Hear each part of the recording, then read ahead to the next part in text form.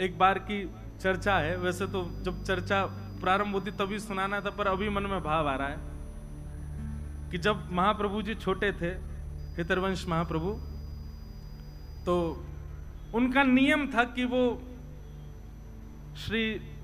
उनके पिताजी श्री व्यास मिश्र जी, उनके अर्चा के ठाकुर जी थे श्री राधा मोहन जी।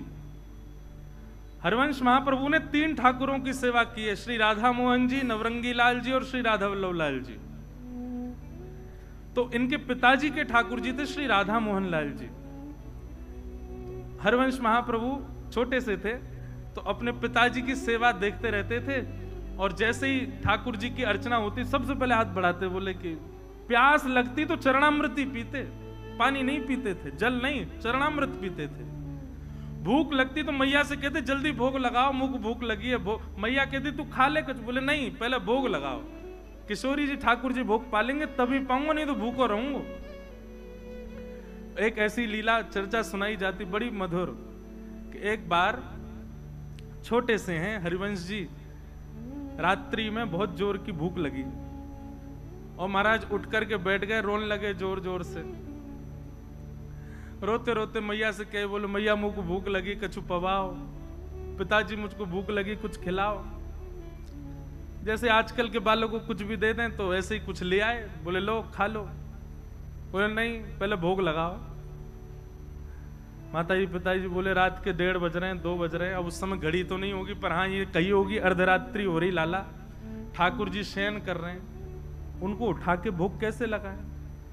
बोले नहीं नहीं नहीं मुझे तो भूख लगी है।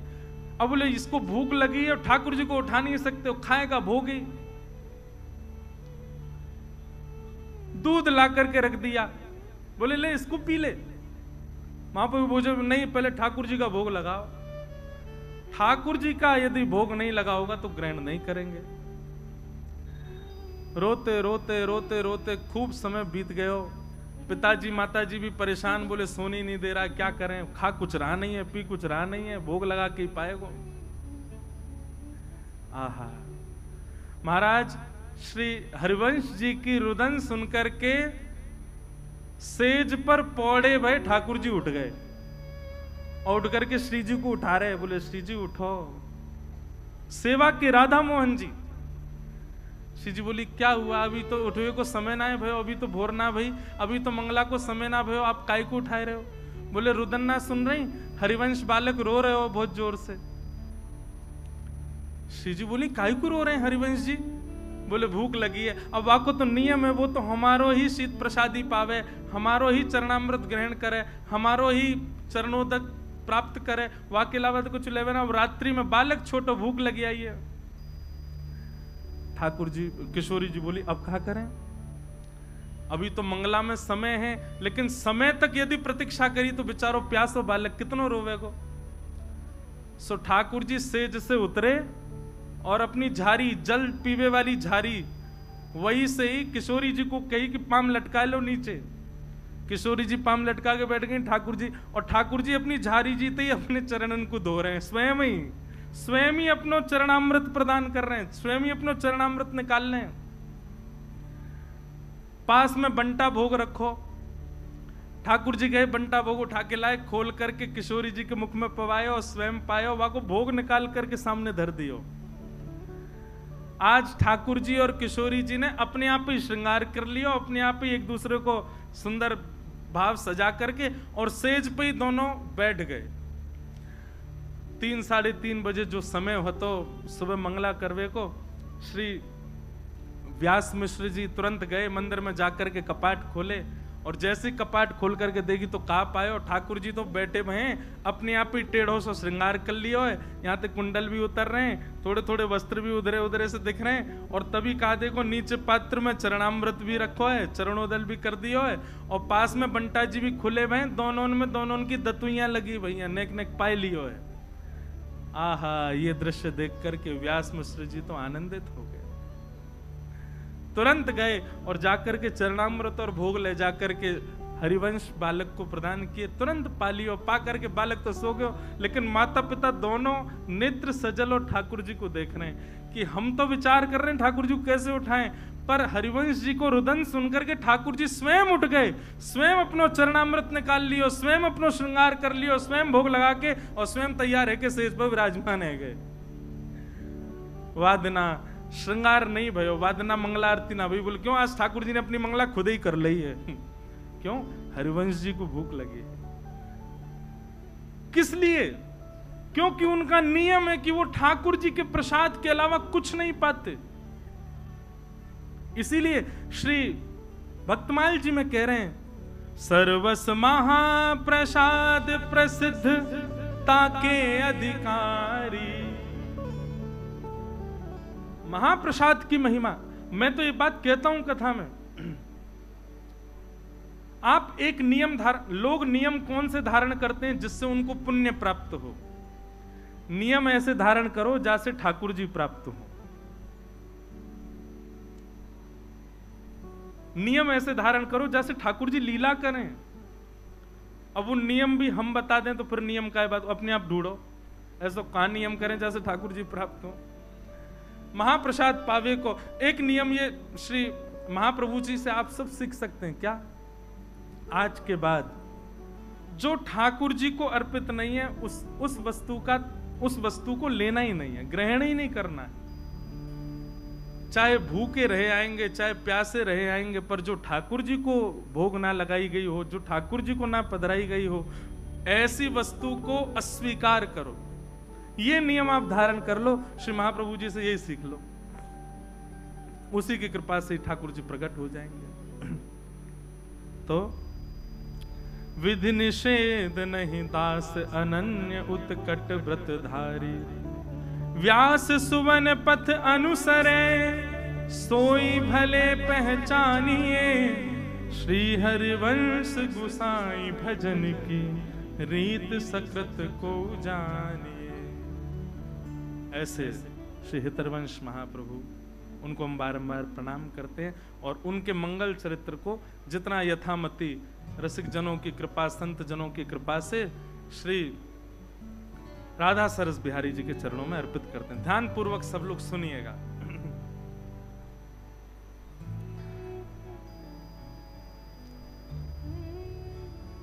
हरिद्वार की ओर जब आप दिल्ली से जाएंगे तो बीच में रुड़की पड़ता है। उससे पूर्व में ही अगर आप एक देहरादून का मार्ग अपनाएंगे तो उसी मार्ग में बीच में एक स्थान पड़ेगा जिसका नाम है देवबंद। क्या नाम है? देवबंद। अब इसका पूर्व नाम तो देवबन ही रहा होगा। बाद में कालांतर में लोगों ने, क्योंकि जहां ऐसे रसिक जन विराजमान रहे वहां देवबंद नहीं रह सकते, वो देवबन ही रहा होगा।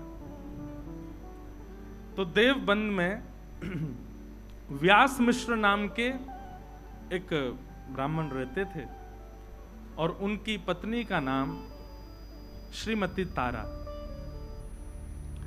व्यास मिश्र जी जो थे ये बहुत अच्छे ज्योतिषाचार्य थे और ज्योतिष का ऐसा प्रभाव इन्होंने सब पर डाल रखा था कि महाराज खूब भीड़ लगी रहती थी लोगों की पुछवाने के लिए। एक बार एक बादशाह के यहां गए और बादशाह के यहां जाकर के उसको कुछ इन्होंने भविष्य कथन किया और उसको आशीर्वाद के रूप में 4 श्रीफल प्रदान किए। बादशाह ने जब अपना भविष्य कथन सुना तो बड़ा प्रसन्न हुआ। प्रसाद रूप में 4 श्रीफल मिले तो उसने पूछा ये 4 श्रीफल? तो उन्होंने कहा ये धर्म अर्थ काम मोक्ष। एक श्रीफल आपके धर्म में गति को बढ़ाएगा, दूसरा श्रीफल आपकी कामनाओं की पूर्ति करेगा, तीसरा श्रीफल आपके अर्थ को बढ़ाएगा और अंतिम श्रीफल आपको मोक्ष प्रदान करेगा। उनके प्रस्तुतिकरण से, उनके भाव से बादशाह इतना प्रसन्न हो गया, उसने श्री व्यास मिश्र जी से कहा आप मेरे संगी रहा करो, मेरी योजनाएं बताते रहा करो, मेरे आगे के कुछ ना कुछ भावों को आप संग रह करके मुझे सुदृढ़ करते रहा करो। व्यास मिश्र जी बादशाह के साथ रहते, सुबह जाते शाम तक वहीं रहते, उन्हीं के बताए निर्णयों को बादशाह लेता था। व्यास मिश्र जी के बड़े भाई श्री नृसिंह आश्रम जी महाराज, ये सन्यासी थे। एक बार आप वृंदावन जा रहे थे और बीच में ही देवबंद पड़ा, तो जैसे ही आप देवबंद से निकले तो अनेक भक्तजनों ने जाकर के स्वागत सत्कार किया, उनसे कहा कि महाराज आपके छोटे भाई भी यहाँ रहते हैं, एक रात्रि यहाँ विश्राम कर लीजिए। बहुत ध्यानपूर्वक सुनिएगा। नरसिंह आश्रम जी बहुत सबके याचना करने पर रुक गए। सब प्रणाम करने आए तो व्यास मिश्र जी अपनी पत्नी तारा के साथ में, बड़े भैया हैं, प्रणाम करने आए। प्रणाम किया, दोनों को आशीर्वाद दिया। जैसे ही प्रणाम करके उठे तो नरसिंह आश्रम जी ने व्यास मिश्र जी के ललाट को देखा और देख करके बोले,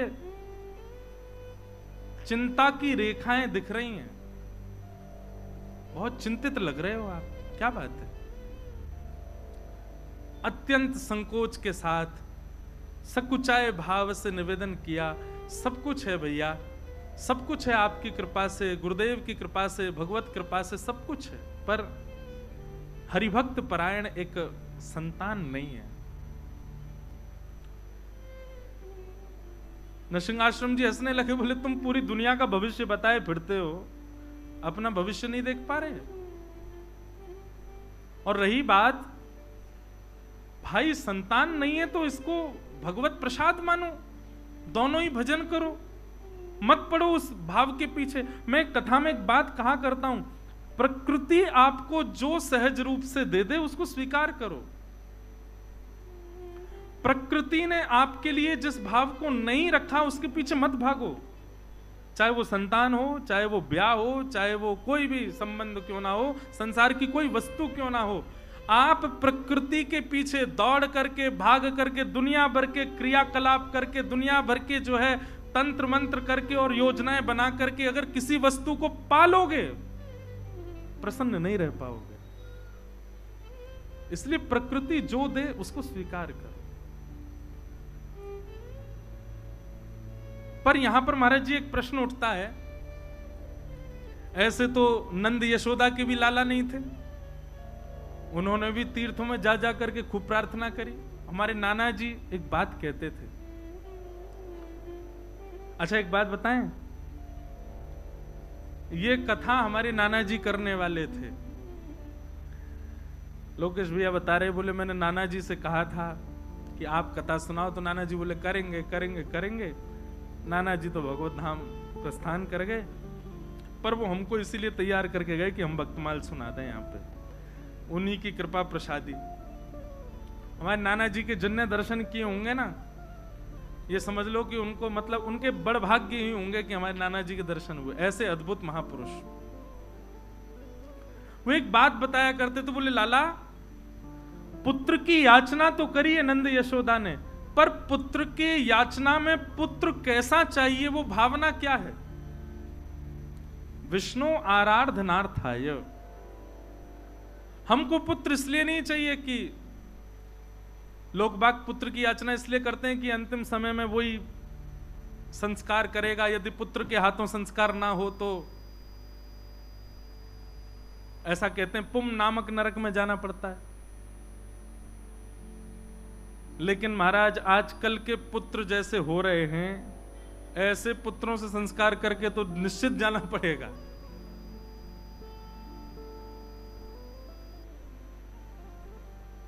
पूज्य मलुकपीठ वाले महाराज जी एक चरित्र सुनाते हैं एक भक्त का।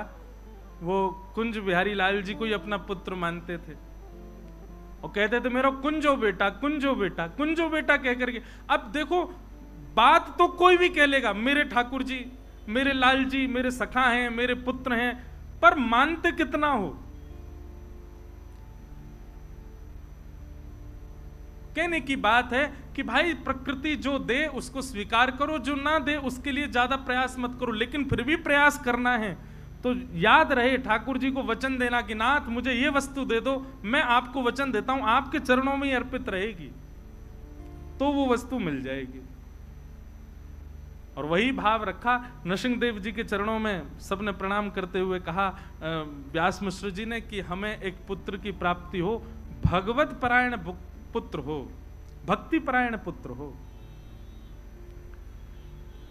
तो नृसिंह आश्रम जी बोले कि तुम सबका भविष्य देखते हो, अपना भविष्य नहीं देख पाए, और मुझे तो दिख रहा है कि तुम्हारे संतान का योग नहीं है।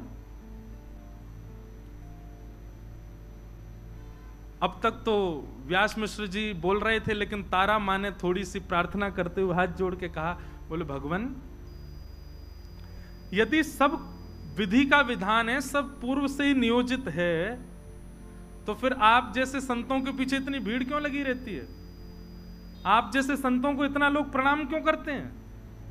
आप जैसे भक्त, आप जैसे संत, इनकी महिमा क्यों है? जब सब विधि से ही होना है तो फिर संतों को, भक्तों को, वैष्णवों को प्रणाम करना बंद कर देना चाहिए। तो हम तो प्रणाम इसीलिए करते हैं सब सुखद हो जीवन में। और जब सब विधि पर ही आश्रित है तो फिर भक्त, वैष्णव, संतों के चरण रज की क्या महिमा रह गई? तारा जी की ये बात नृसिंह आश्रम जी के चित्त को लगी। बहुत सावधानी, सब लोग इधर देखो, पीछे वाले भी, सब लोग भाव से कथा सुनो। तारा जी की ये बात नृसिंह आश्रम जी को चित्त में लगी कि भाई, प्रश्न भगवान पर उठे तो कोई बात नहीं, पर भक्ति पर उठ गया है, भक्त पर उठ गया है। एकांत में बैठ करके नृसिंह आश्रम जी ने चिंतन किया, ठाकुर जी से प्रार्थना करी, भगवान आप पर प्रश्न नहीं उठाए, वैष्णवों पर प्रश्न उठाए, भक्तों पर प्रश्न उठाए, भक्ति पर प्रश्न उठाए, कुछ कृपा करो। ठाकुर जी प्रसन्न मुद्रा में नृसिंह आश्रम जी के चित्त में आ गए और आकर के अपनी वंशी को ही दिखाने लगे और मानो आज्ञा करने लगे, जाओ अपने भैया से कह दो, छोटे भाई से, निश्चिंत हो जाए। मेरी अधरामृत का निरंतर रसपान करने वाली, अत्यंत रस से सराबोर, और पूरी दुनिया तो केवल और केवल मेरा प्रसाद पाती है, पर मेरा स्वच्छंद अधरामृत जिसने जीवन भर पाया, ऐसी वंशी ही उनके कुल में पुत्र बन करके आएगी। लेकिन याद रहे, वो भक्त परायण, भक्ति परायण और भक्ति की धारा प्रवाह करने वाला बालक होगा। कोई वंश परंपरा और कोई अपने वंश वृद्धि या फिर धन वृद्धि आदि इन सब भावनाओं से पुत्र की याचना ना रखे। भक्ति का वर्धन करने वाला पुत्र उनके कुल में होगा, मेरी वंशी ही पुत्र बन करके आएगी, आज्ञा कर दीजिए। नृसिंह आश्रम जी व्यास मिश्र जी के पास गए और हृदय से लगाते हुए कहा, ठाकुर जी ने आज्ञा की है, चिंता मत करो, आपके घर ठाकुर जी की वंशी ही पुत्र रूप धारण करके आएगी, पर भक्ति वर्धन करने वाली, यही भावना उसके चित्त में होगी, वो भक्ति का वर्धन करने वाला बालक होगा। कुछ समय बीता और तारा मैया के गर्भ में भक्तराज श्री हरिवंश जी आए। महाराज जी, इतना सुंदर वर्णन है चरित्र में कि जैसे वो कहते हैं, जा दिन से हरि गर्भ ही आए। हमने कौशल्या मैया के बारे में सुना है, हमने देवकी मैया के बारे में सुना। जब से ठाकुर जी गर्भ में आए तब से मैया को अच्छा अच्छा अनुभव होने लगा, सुंदर सुंदर भाव होने लगा। पर यहां पर कितना सुंदर भाव बताया कि जब से श्री हरिवंश महाप्रभु तारा मैया के गर्भ में पधारे, तब से तारा मैया को वृंदावन की स्मृति होती है। रात्रि में सोते सोते मानो उठ के बैठ जाती हैं, श्री वृंदावन श्री वृंदावन श्री वृंदावन श्री वृंदावन श्री वृंदावन। व्यास मिश्र जी उठ के बैठ जाते, देवी क्या हुआ? बोले, कैसी सघन कुंज है ना, कैसी लता द्रुम है ना, कैसी सुंदर कलकल करती यमुना जी बह रही है ना, कैसा सुंदर गिरिराज पर्वत है, मानो ब्रज की स्मृति हो रही है। और फिर नेत्र खुल जाते हैं तो नेत्रों से अश्रुपात होने लग जाता है, रुदन विरह भाव। व्यास मिश्र जी कह रहे हैं, क्या हुआ देवी? बोले, मुझे नहीं पता क्या हो रहा है, पर पता नहीं क्यों जब भी सोती हूं तो स्वप्न में कुंज दिखाई देते हैं और लता पत्र दिखाई देते हैं, यमुना जी दिखाई देती हैं, वृंदावन वृंदावन वृंदावन वृंदावन की स्मृति होती है।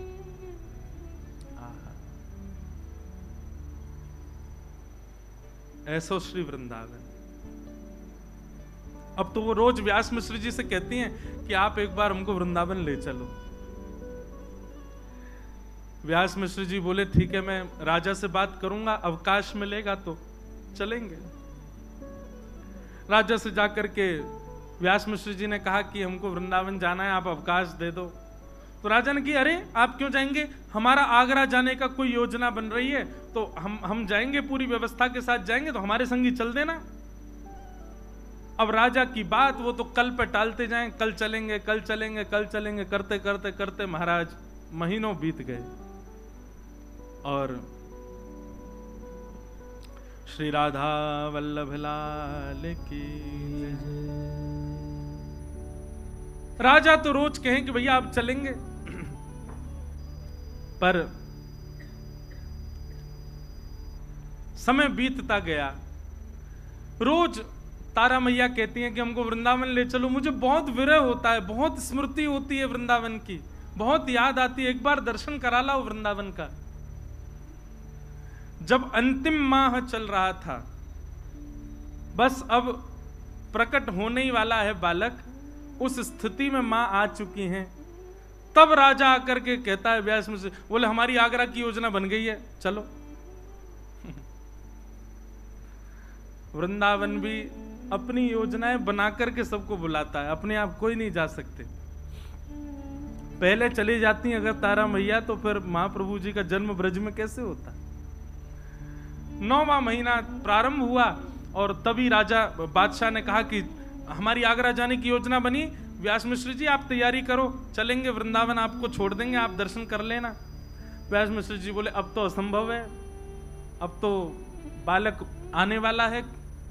बोले आप चिंता मत करो, रानियों जैसी व्यवस्था करेंगे, पालकी में लेकर के, बिल्कुल कोई दिक्कत नहीं होगी, सखी सहचरियां और सब बढ़िया व्यवस्था करके ले चलें, पलकों पे लेके चलेंगे, आपकी पत्नी को लेके चलो। व्यास मिश्र जी का मन तो थोड़ा कम था, जैसे ही घर जाके तारा जी से कहा कि बादशाह ने आज कहा है आगरा जाने के लिए, वो तो पीछे ही हाथ पकड़े, बोले नहीं फिर तो चलेंगे। बोले तुम्हारी स्थिति, बोले मैं संभाल लूंगी, पर ले मुझे वृंदावन ले चलो। और बादशाह के उस टोली के साथ में व्यास मिश्र जी और तारा मैया आगरा के मार्ग की ओर प्रस्थान करने लगे। तभी बीच में पड़ा श्री वृंदावन। वृंदावन में प्रवेश किया। बंधुओं, ये उस समय का वृंदावन है जब वृंदावन में ठाकुर जी प्रकट रूप से कहीं विद्यमान नहीं थे।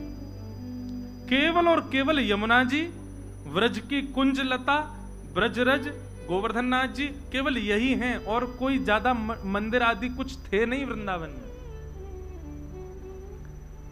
भोर के समय गए, वृंदावन में प्रवेश करते ही रोंगटे खड़े होने लगे, नेत्र सजल होने लगे। ये स्थिति व्यास मिश्र जी ने कभी देखी नहीं तारा मैया की। यमुना जी में जाकर, यमुना जी के पुलिन पर जाकर के बैठी, मानो घंटों तक यमुना जी को निहार रही हैं। लता पत्रों को स्पर्श करती हैं तो मानो ऐसा लगता है इनसे कोई संबंध है। अब ये सब भावना मैया की नहीं है, गर्भ में बैठे बालक की है। वो ठाकुर जी के संग में रही वंशी, उसको एक एक भाव पता है, वो सब जानती है, कहाँ यमुना जी, कैसी ब्रजरज, कौन से वृक्ष, कौन सी लता गुर्म, कौन सी कुंज में कौन सी लीला, वो सब स्मृतियां हो रही हैं।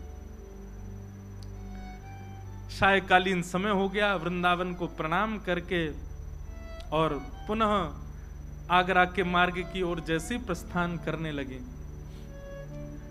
अब वृंदावन से ज्यों-ज्यों दूर जामे, त्यों-त्यों तारा मैया का विरह बढ़े।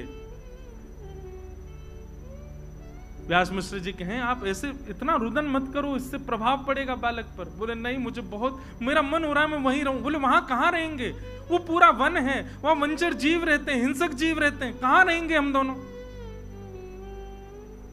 पर उनका रुदन इतना विकल करने वाला था कि उस रुदन को व्यास जी सुन नहीं पा रहे थे।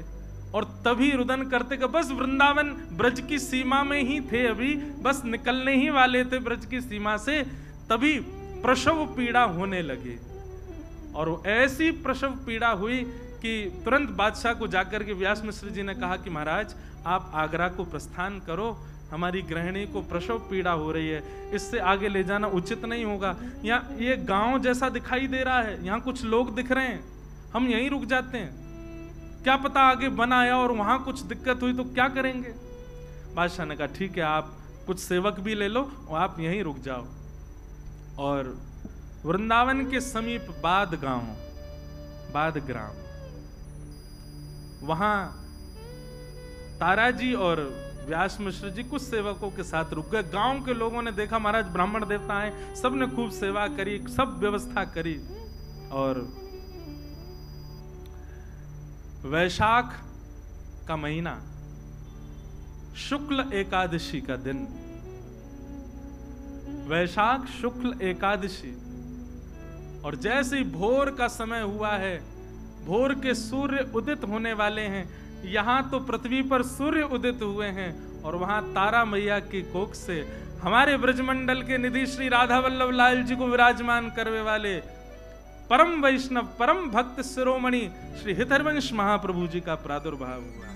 बधाई हो, बधाई हो, बधाई हो, बधाई हो, बधाई हो, बधाई हो। आहा, ऐसे नेक्स्ट से लाला प्रकट भय हैं। हमारे सरस कुंज के आचार्यों ने, मैं आज देखो कितनी ऊंची बात, हमारे सरस कुंज के आचार्यों ने ग्रंथों में आचार्यों की बधाई गाई। मैंने भैया से पूछी, मैंने कि राधा वल्लभ जी की बधाई थी? बोले राधा वल्लभ जी की नहीं, आचार्यों की है। मैंने कहा यही तो कृपा प्रसाद है। और यहाँ अब हम कुछ बधाई गायन करें का, महाप्रभु जी प्रकट में, फिर महाप्रभु जी की लीला सुनकर फिर राधा वल्लभ जी को प्राकट्य हुए को